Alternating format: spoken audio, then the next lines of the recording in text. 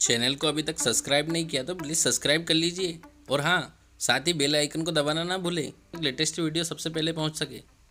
यह बात तो सभी को मालूम है कि दिवाली का त्यौहार क्यों मनाया जाता है। भगवान राम जब असुर राज रावण को मारकर अयोध्या नगरी वापस आए, तब नगरवासियों ने अयोध्या को साफ सुथरा करके रात को दीपकों की ज्योति से दुल्हन की तरह जगमगा दिया था। तब से आज तक यह परंपरा रही है कि कार्तिक अमावस्या के गहन अंधकार को दूर करने के लिए रोशनी के दीप प्रज्वलित किए जाते हैं।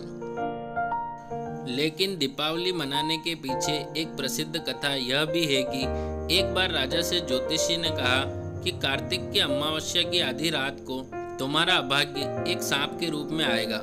यह सुनकर राजा ने अपनी प्रजा को आज्ञा दी कि वे अपने घरों को अच्छी तरह से साफ करें और सारा शहर रात भर रोशनी से प्रकाशित किया जाए।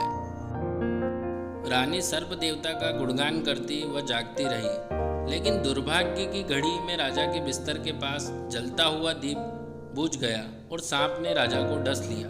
परंतु सर्प देवता रानी की स्वलहरी को सुनकर अत्यंत ही खुश हुआ और रानी को एक वर मांगने को कहा। रानी ने इस वर से अपने पति का जीवन दान मांगा।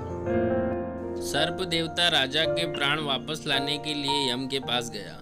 राजा का जीवन मंत्र पढ़ा गया तो 0 नंबर दिखाई दिया, जिसका तात्पर्य हुआ कि राजा पृथ्वी पर अपना जीवन समाप्त कर चुका है। लेकिन सांप ने बड़ी चतुराई से आगे 7 नंबर डाल दिया।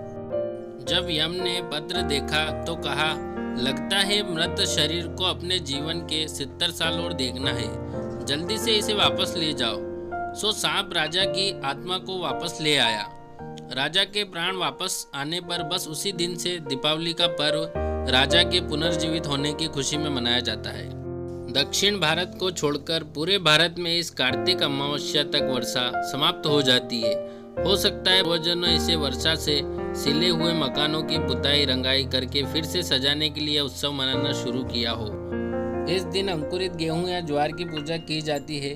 बंगाल में यह दिन महाकाली की विशेष पूजा के रूप में मनाया जाता है। हमारे देश में यह सबसे उल्लास वाला पर्व है।